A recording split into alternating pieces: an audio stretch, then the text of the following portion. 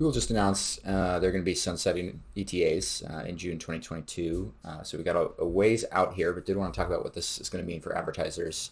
This is something Logical Position has been aware of for some time now. It's been part of our preparation for the last several months, just making sure that accounts are ready to go for this in June. So what does it mean for you right now? One, I would say if you're not already running on responsive search ads or RSAs, it's a good idea to do that. You will want some historical data associated with those RSAs. You want to be familiar with them, understand when and where to pin headlines, what headlines work, how to get a good ad rating on them.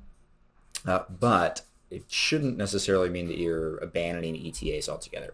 In a lot of the accounts that we see, ETAs still perform up to par and sometimes better than RSAs.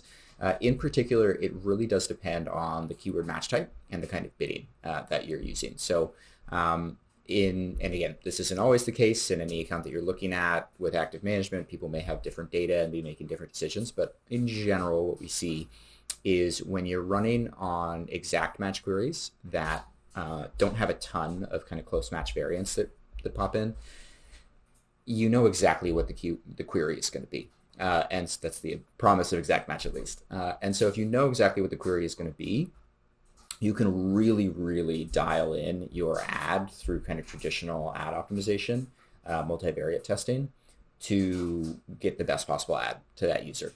And in that case, the ETA is really kind of the best. It's going to outperform the RSA. And so you want to squeeze all that you can out of ETAs all the way up until they get sunsetted in June of next year. The other side of that, though, is, hey, where are RSAs going to be effective?